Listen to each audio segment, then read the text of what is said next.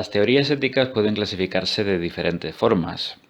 Esta clasificación que voy a proponer no es ni la única ni seguramente la mejor forma de hacerlo, pero es una que me parece bastante sencilla. Y en principio vamos a dividir los diferentes tipos de éticas en dos grandes categorías, que vamos a llamar éticas de medios y éticas de fines. Las éticas de medios, vamos con el primer tipo, son la amplia mayoría, abarcan casi todas las diferentes teorías éticas que se han propuesto alguna vez.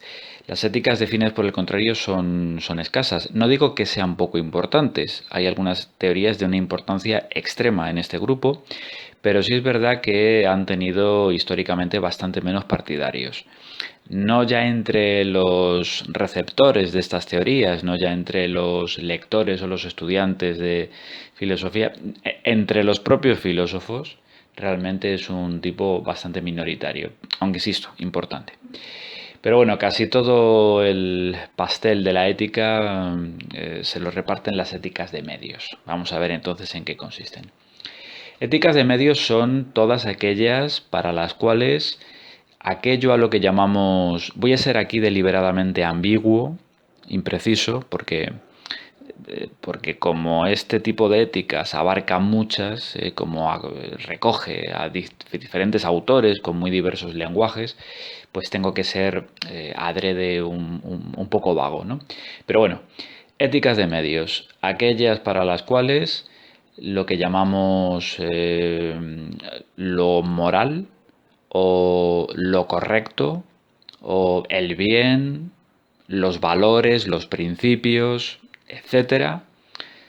Da igual el término que escojamos, esa cosa, lo moralmente correcto, lo es solo en la medida en que sirve de medio para una finalidad mayor que el propio hecho moral. O sea, lo moral es moral porque conduce a otra cosa. No lo sería por sí mismo si no condujera a nada más, si no sirviera para algo, si fuera absolutamente inútil y no tuviera o pudiera tener traducción alguna, sino solo en la medida en que me permite, a través de mis actos, aproximarme hacia algo. Nadie dice que tenga que conseguirlo, pero tiene que existir la posibilidad de que lo consiga. Una norma o valor o principio moralmente correcto, ético, será aquella norma de conducta o valor o principio de cuyo seguimiento yo tenga una expectativa más o menos creíble de que voy a conseguir algo a cambio. Claro, esto abarca un inmenso tipo de planteamientos en función de qué sea ese algo, cuál sea esa finalidad que persigo con mis actos. ¿A qué apuntan todas mis acciones? ¿Cuál es esa finalidad de la existencia humana ante la cual se pliega, a la cual está sometida la propia moralidad? Bueno, y es por esto que ahora tenemos que hacer una serie de subdivisiones dentro de este tipo, dentro de las éticas de medios. Y el primer subtipo con el que nos encontramos es el más importante de todos. Cuando digo el más importante no digo que sea más verdadero que otros, porque no tendría sentido plantearlo así. No hay una teoría más verdadera que otra. Hay, en todo caso, ahora por dejarlo dicho así, hay teorías que han sido más secundadas, hay teorías que tienen más partidarios que otras. ¿De acuerdo? Y este subtipo es la que tiene más partidarios con diferencia. En realidad, cabe decir, casi todas las teorías éticas que se han planteado alguna vez son éticas de medios de este primer tipo. Las demás son bastante minoritarias en comparación con ella. Y este primer subtipo son las éticas de la felicidad. Aquellas éticas que nos proponen lo siguiente. Lo moralmente correcto es aquello de cuyo cumplimiento cabría esperar que uno alcance la felicidad. Quizás simplemente por hacer lo correcto o quizá en conjunción con otros factores. pero uno de esos factores tendrá que ser siempre el hecho moral. ¿De acuerdo?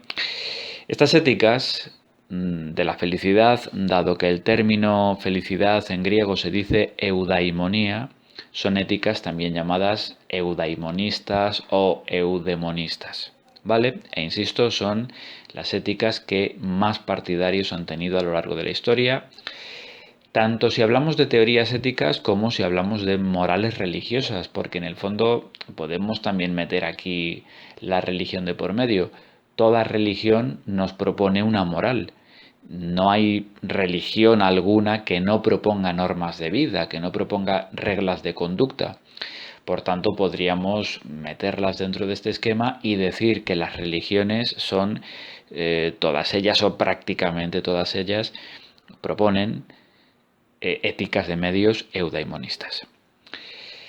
La felicidad es el bien máximo, en este sentido, la finalidad última a la que todo apunta.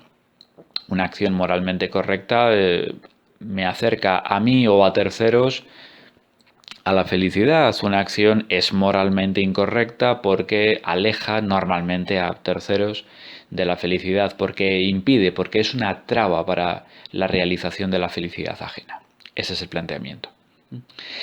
Dentro de este tipo cabría hacer, a su vez, una nueva división, y es que podemos diferenciar un sentido de la felicidad mundano, terreno, alcanzar la felicidad en esta vida, o por el contrario, hablar de una felicidad más allá de esta vida, una felicidad que solo hallaría su cumplimiento tras la muerte.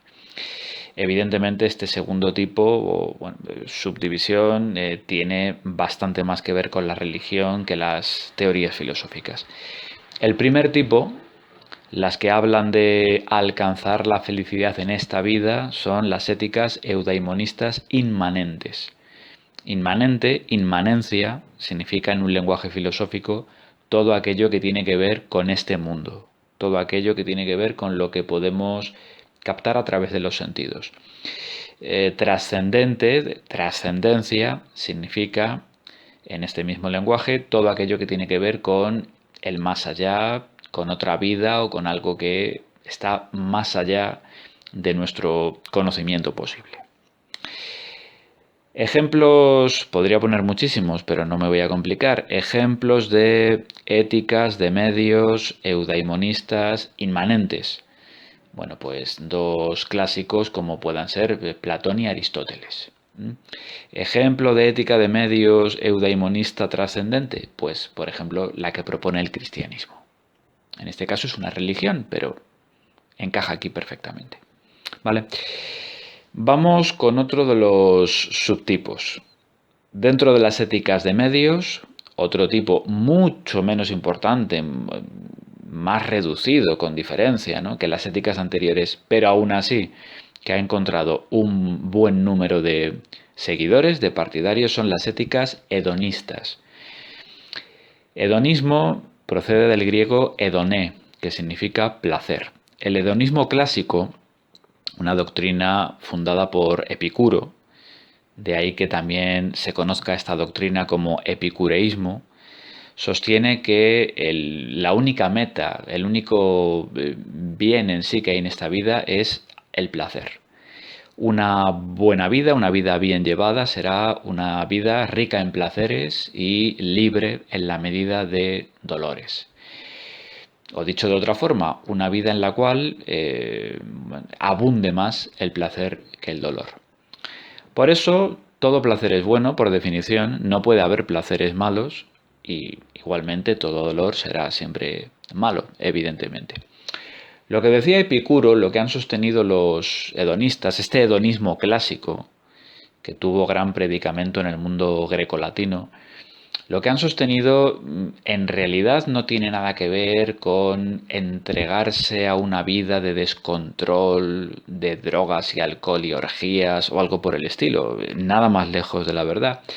Los hedonistas se caracterizaban por una defensa del placer, pero un placer siempre con moderación, con mucha moderación. De todo poco, decía Epicuro. Hay que probar todas las formas de placer, Privarse de cualquiera de ellas sería un desperdicio, simplemente. Pero hay que tener en cuenta que el exceso de placer se convierte precisamente en el vicio. El exceso de placer embota los sentidos, impide que finalmente podamos seguir disfrutando de esos placeres. Tendremos que, necesitaremos una dosis cada vez mayor de ese estímulo para sentir cada vez una sensación menor de placer y por tanto, estamos haciendo algo mal. Es mejor quedarse con ganas y seguir disfrutando de ese placer en el futuro que no abusar de él y no poder disfrutarlo en sucesivas ocasiones. Epicuro decía esto y de la misma forma decía que no solo hay placeres físicos, por supuesto, son los más inmediatos, los más fáciles de conseguir por lo general y aquellos que tiran más de nuestra naturaleza animal, son aquellos que compartimos con cualquier animal, los placeres que tienen que ver con la comida o con el sexo, por ejemplo. Pero hay unos placeres también de tipo intelectual o estético, espirituales podríamos llamar, que son mucho mejores porque se pueden disfrutar con más intensidad a largo plazo durante toda la vida, no decaen con el tiempo como los físicos y es mucho más difícil saturarse de ellos, quedar embotado por estos vicios que difícilmente se convertirán nunca en vicio. ¿Vale?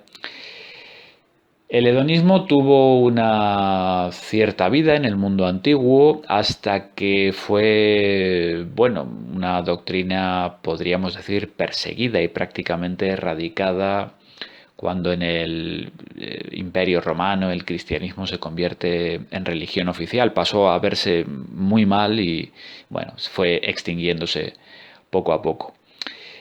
Durante la Edad Media tampoco fue una ética muy defendida por motivos obvios. La Iglesia, el cristianismo, durante gran parte de la historia ha considerado que todo aquello que es placentero es pecaminoso. Y por eso no será hasta la modernidad o prácticamente la edad contemporánea cuando renace el hedonismo abiertamente de nuevo y quizá entre las formas modernas que ha tenido, la más destacada, la más importante, sea el utilitarismo. El utilitarismo es una ética, una teoría ética, es un tipo de filosofía práctica que reaparece en Inglaterra a finales del 18 y que va a tener mucho éxito, sobre todo a lo largo del 19 y del 20. Y destaca como autor John Stuart Mill, que decía que, en su planteamiento podría parecer una ética eudaimonista, pero hay matices por los cuales yo considero que hay que considerarla más bien hedonista. Aquella cosa que buscamos en la vida y que es el único fin en sí para el cual cualquier otra cosa es un medio, esa cosa es la felicidad. Hasta aquí podríamos decir, eudaimonismo, ¿no? Pero inmediatamente Mill identifica la felicidad con el placer. ¿Qué es ser feliz? Pues disfrutar de una vida rica en placeres y en la medida de lo posible exenta de dolores y sufrimientos. Por tanto, creo que es mejor considerarla como una forma de hedonismo contemporáneo. Y seguidamente nos dice John Stuart Mill que una acción moralmente correcta será aquella que conduzca a que alcance el placer el mayor número posible de personas. No se trata de que yo busque mi propio placer y a eso lo llame una acción moralmente correcta, evidentemente. Consiste incluso a costa de mi propio placer en que mis acciones causen el mayor placer posible para el mayor número posible de personas. Es más, Mill es un autor del siglo XIX, hará un matiz muy interesante cuando, después de este planteamiento inicial, sustituye a personas por seres sintientes, seres con la capacidad de sentir y por tanto de sufrir. Es decir, cuando meta a los animales en esta definición y por tanto los convierta también en no sujetos, pero sí, digamos, pasivamente en objetos de o destinatarios, mejor dicho, de nuestras acciones morales. Toda acción que haga sufrir a un animal será por ello mismo una acción moralmente reprobable. Toda aquella acción que conduzca al placer, al bienestar de los animales, será por ello una acción moralmente correcta. Bueno, pasamos a otro grupo, los vemos rápidamente. Esto es muy esquemático todo, pero no pretendo ir más allá. Una teoría ética que, como el utilitarismo, es propia sobre todo del mundo anglosajón y tuvo bastante predicamento, especialmente en el siglo XVIII, es el sentimentalismo. Una teoría en la cual podríamos encontrar como un autor bastante destacado a David Hume. El sentimentalismo, y lo voy a unir en la explicación a un desarrollo contemporáneo, un desarrollo del siglo XX. Es una pequeña evolución de esta teoría. No es que aporte nada sustancialmente novedoso. En realidad, el llamado emotivismo, donde tenemos como autor principal a Ayer, bueno, lo que sostiene el sentimentalismo en cualquiera de sus variantes es que el fundamento de la moralidad humana son sentimientos o emociones de empatía hacia nuestros semejantes. Hay algo en la naturaleza humana que nos hace compadecernos del sufrimiento ajeno y bueno, la sistematización, la organización racional de esos sentimientos de empatía y de compasión hacia nuestros semejantes es precisamente lo que llamamos el bien y el mal, evidentemente. Las acciones moralmente malas son aquellas en las que vemos sufrir a otros y por tanto nos compadecemos de ese sufrimiento. Las acciones moralmente correctas serán aquellas que, bueno, que hagan sentirse bien o que rescaten del sufrimiento a cualquier otra persona o no solamente persona, podríamos hablar aquí también de los animales, evidentemente. A continuación mencionaría un tipo de ética curiosa, extraña, que perfectamente podríamos no meter en este esquema, porque a decir verdad no es un planteamiento ético, pero bueno, es una reflexión, una meta-reflexión, podríamos decir, acerca del fenómeno moral. Es una metaética. Observa todo esto desde fuera, como situándose fuera de ello como un observador imparcial. Que no participa del propio juego moral o que lo ve con cierta distancia o cierto cinismo, ¿no? Son éticas que podríamos llamar del poder, por llamarlas de algún modo, pero bueno, aquellas que consideran que ya sea en el plano ético, ya sea en el plano político, aquello que llamamos bueno o malo, aquello que llamamos justo o injusto, tiene que ver con los valores, los principios que introducen aquellos que tienen el poder, aquellos que dominan y que de este modo deciden de una forma un tanto arbitraria qué es correcto o incorrecto. Podríamos remontarnos a los sofistas en la antigua Grecia para encontrar los orígenes de estos planteamientos, pero bueno, un autor que evidentemente es el referente más claro que podemos encontrar al respecto sería Nietzsche. Nietzsche dice que habla desde un punto de vista extramoral, que él se sitúa fuera de la moral para analizarla pues como un antropólogo observando a los seres humanos como si él mismo no fuera humano, sino una especie de ser superior que, como un extraterrestre que visitara la Tierra y observara nuestra conducta moral y, bueno, investigara por qué nos comportamos así con cierta indiferencia, ¿no? Y bueno, básicamente lo que viene a decir Nietzsche, insisto en que recuerda a algunos discursos sofísticos a los que ya se enfrentaron Sócrates y Platón. Lo que sostiene Nietzsche es que, bueno, básicamente hay dos tipos de seres humanos, por tanto dos tipos de moral, ¿no? Lo que él llama los señores y los esclavos o el rebaño. Hay una moral de señores, hay una moral de rebaño. La primera consiste en imponer los propios valores, las propias normas, que no son otra cosa que la expresión del propio modo de vida dominante de los poderosos. Y bueno, pues cuando perteneces a la gran masa social formada por los débiles, por el rebaño, lo único que te queda es obedecer. Y esa moral pues se basa en la obediencia, se basa en la sumisión, en el miedo al poderoso. No es que el poderoso nos obligue a hacer algo en contra de nuestra voluntad. No, no, es que, de hecho, el poderoso crea unos valores que terminamos aceptando como propios y respetando. Y ese es en el fondo el origen de todo aquello que llamamos valioso o elevado. Aquello que un acto de poder, una imposición, en algún momento del pasado se impuso entre otras y que tiene como aprobación, como legitimidad, como validez únicamente el peso de la historia, pero que podría ser cambiado en cualquier momento si cambiaran esas relaciones de poder que lo instituyeron. Podríamos mencionar, está traído un poco por los pelos, pero bueno, no quiero obviar este referente. Dentro de estas éticas del poder, si hablamos ya más bien de la política, habría que mencionar a Maquiavelo. Maquiavelo, cuyo apellido ha terminado siendo un adjetivo maquiavélico que designa a una persona cruel, fría, manipuladora, calculadora.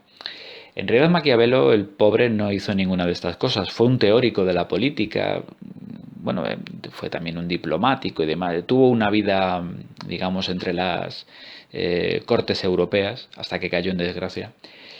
Pero bueno, fruto de su experiencia en este campo, pues teorizó mucho acerca de la política y especialmente en El Príncipe, un breve ensayito donde explica qué es la política. Y bueno, básicamente la política no es otra cosa que la técnica para hacerse con el poder y defenderlo, mantenerlo, al precio que sea, por encima de cualquier consideración moral, ¿no? Y de ahí viene la famosa frase que no es literalmente suya, pero bueno, el fin justifica los medios. Vale todo con tal de hacerse con el poder.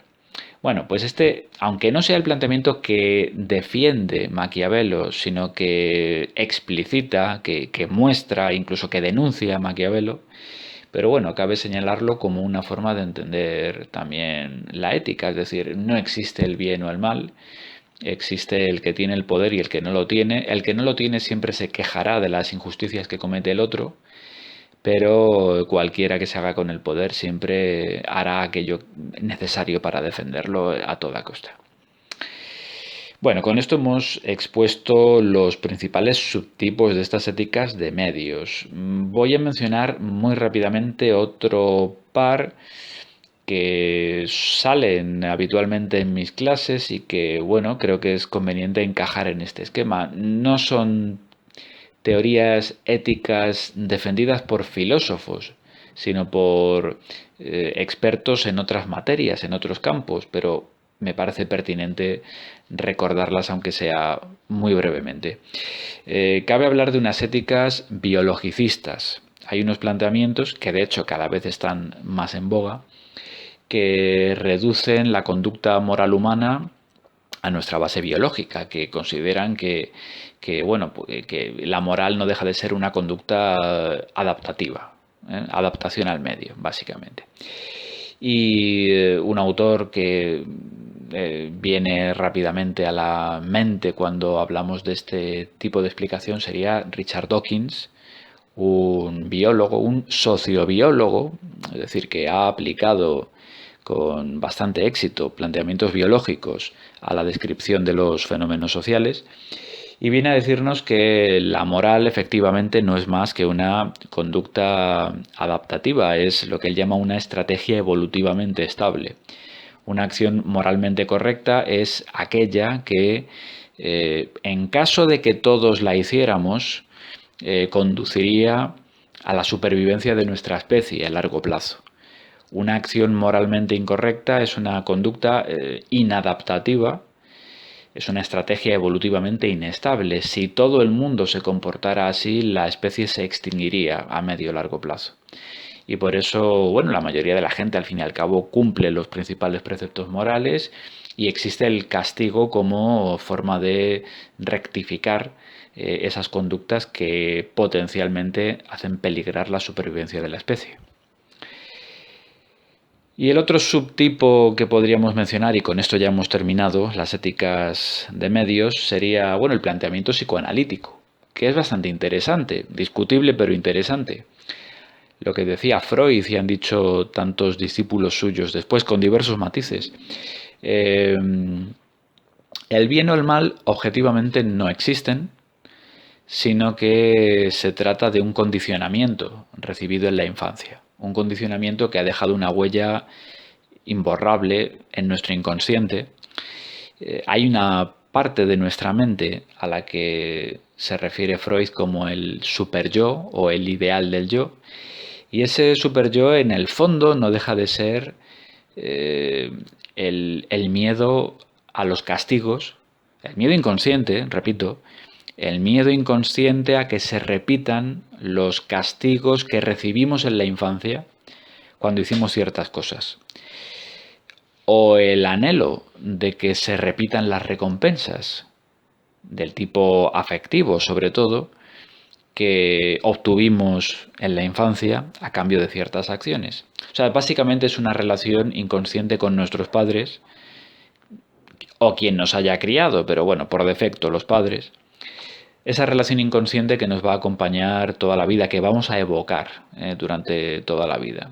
Queremos que se repita esa satisfacción que teníamos cuando nos daban un abrazo y nos decían que nos querían, porque hacíamos lo que nuestros padres querían, las normas que ellos nos dictaban, que no dejan de ser las normas sociales por lo general, y en cambio tenemos miedo a que se repitan aquellos castigos que recibimos porque hicimos algo que nuestros padres nos habían prohibido hacer, y por lo general eso es lo que la sociedad nos prohíbe hacer.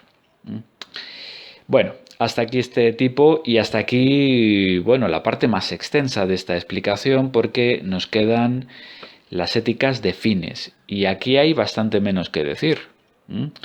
Bastante menos que decir en esta clasificación tan superficial que estoy haciendo. El desarrollo de estas teorías luego es extremadamente complejo. Pero bueno, éticas de fines son aquellas para las cuales el bien, lo moral, los valores o principios o reglas de acción que seguimos no son un medio para llegar a otra cosa, a la felicidad o al placer o a lo que quiera que fuera, al poder. No, no, no.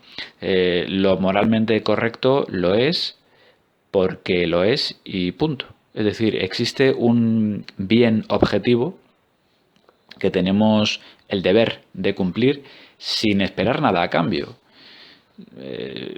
Lo correcto no es correcto porque yo vaya a conseguir una recompensa o evitar un castigo. Lo correcto es correcto porque sí.